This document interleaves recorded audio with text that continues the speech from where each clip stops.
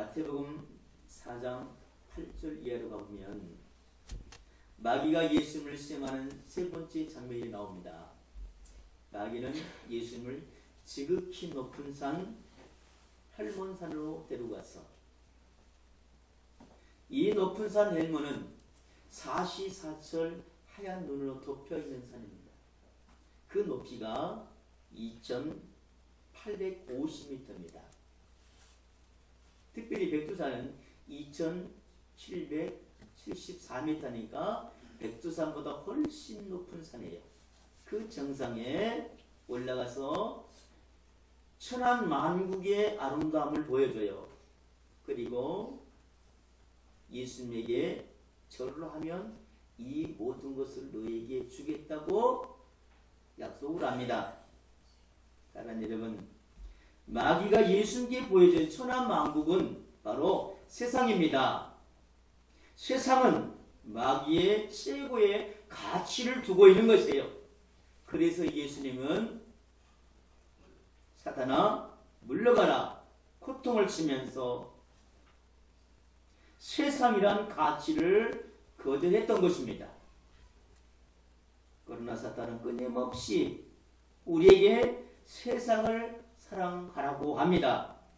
세상의 가치를 따르라고 합니다. 세상이 얼마나 멋진데, 세상이 얼마나 달콤한데, 세상이 최고야. 세상을 사랑하라고 유혹합니다. 여러분 왜 세상을 사랑하라고 유혹할까요? 세상을 사랑하는 것이 사탄을 사랑하는 것이기 때문인 것입니다. 그래서 예수님은 요한복음 요한 1서 2장 15절을 통하여 이렇게 말합니다. 이 세상에나 세상에 있는 것들을 사랑하지 말라. 누구든지 세상을 사랑하면 아버지의 사랑이 그 안에 있지 아니하니라. 세상을 사랑하면 우리 안에 누가 있어요? 마귀가 있다는 거예요. 세상을 사랑하지 않을 때 우리의 마음에 하나님이 계신다는 거예요. 세상을 사랑하면 어떤 모습인가? 도대체 사랑하는 것이 무엇인가? 이어서 요한 1서 2장 16절은 이렇게 말합니다. 세상을 사랑하는 것이 무엇인지 구체적으로 가르쳐주고 있어요. 그것은 함께 읽어봅시다. 이런 세상에 있는 모든 것이 육신의 정욕과 안목의 정욕과 이색의 자랑이니 다 아버지께로부터 온 것이 아니요 세상으로부터 온 것이니라. 아멘. 육신의 정욕, 안목의 정욕, 이색의 자랑인 것입니다. 이것이 세상의 가치입니다. 육신의 정욕이 무엇입니까? 제약된 욕망입니다. 제약된 쾌락입니다. 제약된 쾌락은 사탄의 가치입니다. 마귀는 제약된 쾌락으로 성도들을 무차별 공격합니다. 예를 들어서 마약하고는 분이 있습니다. 이것은 제약된 쾌락입니다. 순간은 즐겁습니다. 순간은 붕붕 뜹니다. 이것이 마귀고 결국 망하게 되는 것입니다. 게임에 빠진 분도 역시 마찬가지입니다. 이것은 제약된 쾌락입니다. 한 번만 더, 이번만 더 점점 계속해서 빠져들게 되어 있습니다. 시간 가는 줄 모르고 낭비합니다. 이것이 뭐라고요? 마귀입니다. 기억하십시오. 멋지고 아름답고 맛있는 것을 통해서 우리는 망하게 될 것입니다. 도박에 빠진 분이 있습니까? 큰 돈도 그 같은 착각에 빠집니다. 한 번만 하면 다 될 것 같은 환상에 빠집니다. 기억하십시오. 이것이 낚시밥입니다. 낚시밥의 특징은 맛이 있어요. 맛있는 건 물면 걸립니다. 그리고 어디에 들어가요? 냄비 속에 들어갑니다. 마귀는 달콤한 낚싯밥으로 우리 모든 성도들을 유혹합니다. 여러분, 에덴 동산에 찾아왔던 마귀는 하와에게 뭐라고 유혹해요? 하나님처럼 된다고 낚싯밥을 던질 거예요. 기억하십시오. 유혹할 때는 맛있는 낚싯밥이지만 물면 어떻게 돼요? 망합니다. 이런 말이 있습니다. 낚아 올린 고기는 낚싯밥을 주지 않는다.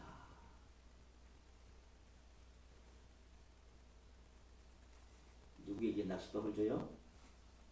아직 안 걸린 고기에게. 오늘도 저와 여러분에게 끊임없는 마귀는 낚싯밥을 던지고 있어요.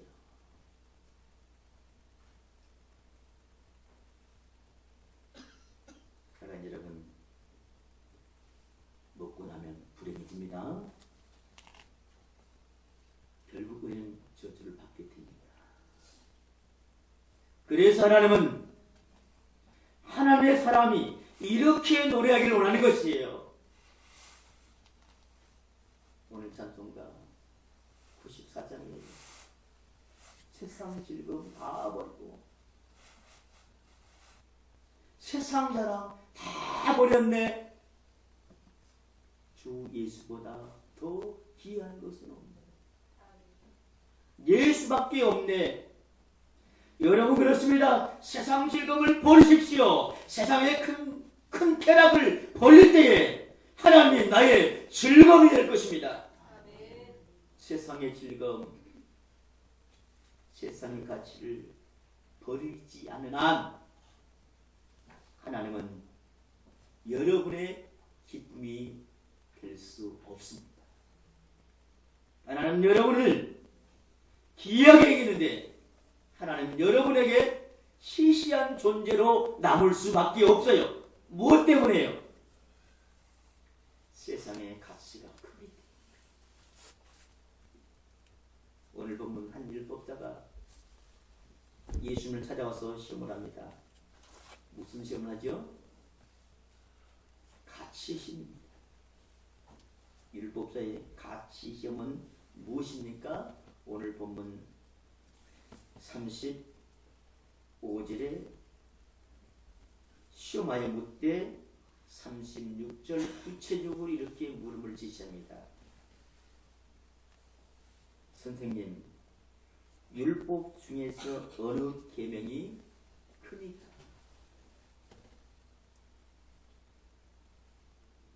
유대인들에게는 613가지 계명이 있습니다. 그 중에 365가지는 부정적인 계명으로 하지 말라는 것이고 248가지는 긍정적인 계명으로 하라는 계명입니다. 그러나 유대 율법자들은 시간만 있으면 모여서 어느 계명이 더 중요하고 어느 계명이 덜 중요한가 늘 토론한다고 합니다. 결론을 내리지 못하니까 이 율법사가 예수님 앞에 나와서 선생님 어느 계명이 더 큽니까? 질문했던 것이에요. 예수님은 이렇게 말씀하십니다. 오늘 본문 37절이에요. 우리 한번 다 같이 읽어봅시다. 내 마음을 다하고 목숨을 다하고 뜻을 다하여 주 너의 하나님을 사랑하라 하셨으니 이것이 크고 첫째 된 계명이다. 그렇습니다. 첫째 되는 계명이 무엇입니까? 하나님을 사랑하는 것입니다. 이 말을 다른 말로 표현하면 첫째 되는 가치는 하나님을 사랑하는 것이라는 거예요. 하나님을 사랑하는 것이 첫째 가치고 1등 가치고 최고 가치고 으뜸 가치라는 것입니다. 하나님을 사랑하는 최고의 가치, 우리는 마음을 다해야 합니다. 목숨을 다해야 됩니다. 뜻을 다해야 합니다. 사람은 두 가지 성공해야 한다 합니다. 그 첫째는 믿는 일에 성공해야 합니다. 우리는 하나님의 존재를 믿어야 합니다. 하나님 살아 계신다는 사실을 믿는 사람은 구원받습니다. 하나님 없이는 살 수가 없습니다. 정말 하나님 도움 없이 살 수 있을까요? 하나님 잠시 손을 떼면요 태양이 어두워져서 이 태양이 없는 세상은 얼음덩어리가 될 수밖에 없어요. 그 어떤 생명도 살아갈 수가 없는 것입니다. 다윗은 시편 23편 동안 이렇게 말하지요. 사망의 음침한 골짜기로 달리 내가 해를 두려워하지 않을 것을.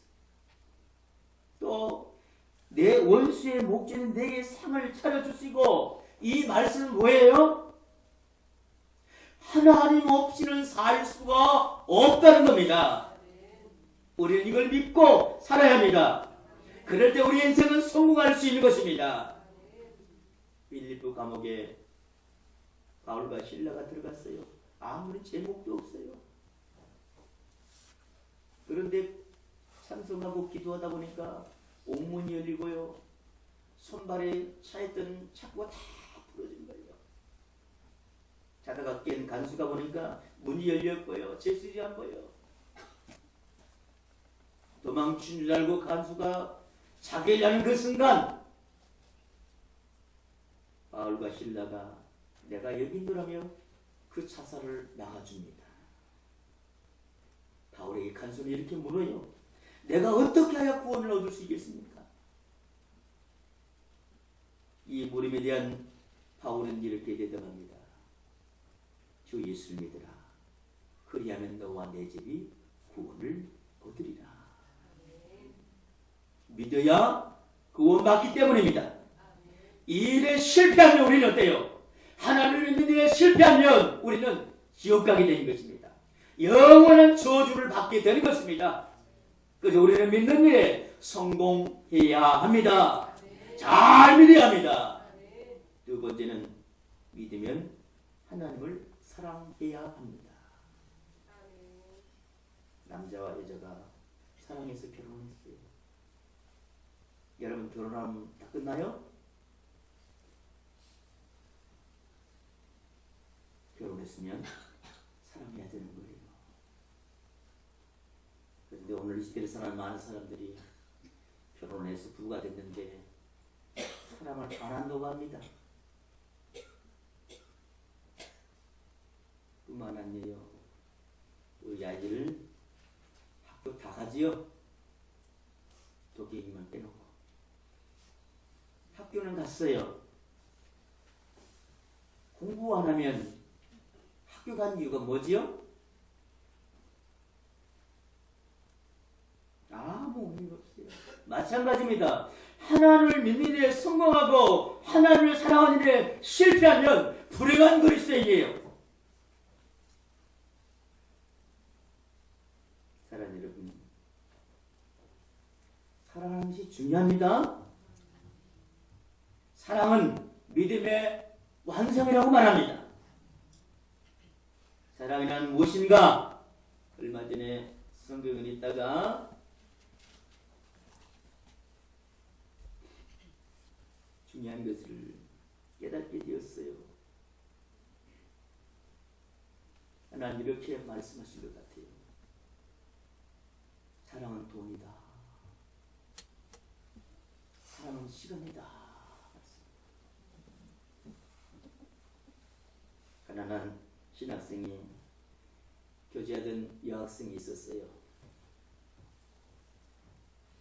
돈이 없어서 여자친구를 그런데 못 만난 적이 한 번도 없다고 합니다. 그 주머니에 돈이 없으니까 친구한테 꾸어서 여자친구를 만나. 그래도 돈이 없으니까 애지중지했던 카메라를 전당포에 맡기고 빌려서 여자친구를 만나더란 겁니다. 그래서 사랑하면 무엇이 있다? 돈이 있다. 사랑은 돈을 주는 것입니다. 사랑은 돈을 쓰는 것입니다. 여러분, 교회에서 헌금이 왜 중요한지 아십니까? 하나님이 돈이 없어서 여러분에게 헌금이라는 제도들을 만드셨을까요? 하나님 사랑받기 위해서 하나님이 이 헌금의 제도를 만드신 것입니다. 여러분, 헌금 시간엔 돈을 드리는 것이 아닙니다. 나의 사랑을 하나님 앞에 드리는 시간인 것입니다. 돈의 최고의 가치를 둔 사람은 돈을 모은 데에 마음을 두는 것입니다. 그러나 하나님께 최고의 가치를 두는 사람은 쓰는 데에 마음을 둡니다. 그것도 가치 있는 일에 헌신하게 해서 돈을 쓰는 것입니다. 하나님을 만나기 전 우리가 잘 아는 마리아는 돈을 모은 데 최고의 가치를 놓습니다. 돈이 생기면 향유를 사다 모았습니다. 그것도 많이 모았어요. 그런데 예수님을 만나고 나서 그 향유를 깨트려 예수님의 머리 위에 붓습니다. 마리아가 향유를 드린 것입니까? 맞습니다. 그러나 더 정확한 대답은 이것입니다. 예수님께 최고의 사랑을 드린 것입니다. 마리아의 최고의 가치는 돈이 아니라 예수님을 사랑하는 것이었던 것입니다. 저도 어려운 성도를 보면 정말 돈을 많이 주고 싶어요. 없어서 못 줘서 마음이 힘들 때가 많아요. 사랑은 돈입니다. 그래요. 11조는 돈이 없어서 못하는 것이 아닙니다. 하나님을 사랑하지 않기 때문에 못하는 겁니다. 사랑하는 돈이 아깝지 않습니다. 사랑하면 돈을 주는 것이에요. 다시 말씀드려요. 어디에 가치를 두냐에 따라서 우리의 삶의 모습이 달라진다는 것입니다. 여러분, 또 사랑하는 무엇이라고 그랬죠? 시간입니다. 시간이 없는 것은 사랑하지 않기 때문입니다. 사랑하면 시간이 있습니다. 시간이 없어서 바빠서 연애 안 한 사람 보셨어요? 사랑하는 사람이 없어서 시간이 없다는 핑계를 대지만 사랑하면 시간이 너무 많아지는 거예요. 저도요, 저 아내를 만나기 전에 신학생이었고요. 저는 서울에 있었고 아내는 인천에서 살았어요. 낮에는 저도 열심히 이것저것 돌아다니면서 돈 벌었어요. 그리고 저녁에는 신학교 가서 공부를 했어요. 그리고 언제 만나지요? 한밤중에 어떻게 만나요? 서울에서 인천 어떻게 가요? 그때 시간을 내서 가서 막차를 타고 오더라고요. 뭐 때문에요? 사랑하니까. 시간이 나더라고요. 여러분, 제가 신학생 돈이 있어요? 없는 돈이 생기더라고요. 뭐 하니까요? 사랑하니까. 여러분, 하나님 사랑하십시오. 사랑하면 다 되는 것입니다. 여러분, 하나님을 사랑하십니까? 하나님을 사랑하면 하나님께 여러분 자신을 들으시기 바랍니다. 시간을 들으시기 바랍니다. 여러분의 가진 걸 다 들으시기 바랍니다. 여러분, 바빠서 교회 출석 잘 못한 것이 아닙니다. 여러분, 바쁘다고 얘기 못난 사람 봤습니까? 미룰 수는 없잖아요. 인생이었는데 미룬다는 건 절대 안 해요. 기쁨으로 감사로 애를 낳아야 하는 거예요. 하나님 사랑하는 것도 마찬가지예요. 최고의 가치를 두고 사랑하기를 원합니다. 드릴 걸 다 드리면 사랑하기를 원합니다. 하나님 우리에게 이렇게 말씀합니다. 하나님을 사랑하는 것이 첫째 계명이다. 다시 말씀드려 첫째 가치다. 1등 가치다. 최고의 가치다. 으뜸의 가치라고 말씀하는 거예요. 묻겠습니다. 하나님을 사랑하면 손해가 됩니까? 하나님을 사랑하면 일이 안 됩니까? 하나님을 사랑하면 관계가 깨집니까? 하나님을 사랑하면 오히려 이익이 됩니다. 이삭은 그의 농사되어 100배나 얻었잖아요. 장사해서 100배나 얻는다면 해야 돼요? 말아야 돼요? 물어보나 마나잖아요. 하나님을 사랑하면 이삭이 그의 농사에서 100배나 얻은 것처럼 하나님 우리에게 더 큰 이익으로 주십니다. 사랑하면 요셉처럼 범사에 형통하게 하십니다. 여러분, 노예가 예굽의 국무총리가 되는 것은요, 죽었다 깨나도 할 수 없는 거예요. 그러나 요셉이 하나님을 사랑하니까 그의 삶이 어떻게 해요? 범사에 형통한 사람으로 축복하셨습니다. 하나님을 사랑합시다.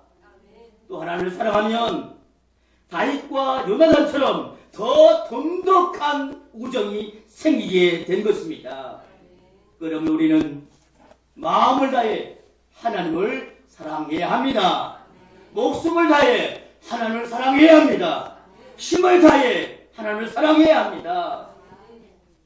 오늘 지금 다짐해야 합니다. 헌신해야 합니다. 하나님을 사랑하는 마음이 되도록 우리의 마음이 변해야 합니다.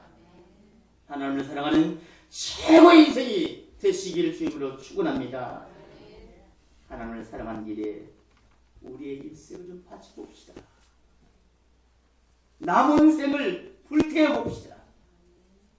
하나님의 사랑의 신앙은 또 우리 다음 후손들에게 그 신앙을 물려주는 신앙이기 원합니다. 이것이 인생의 최고의 가치인 것입니다. 으뜸의 행복인 것입니다. 할렐루야!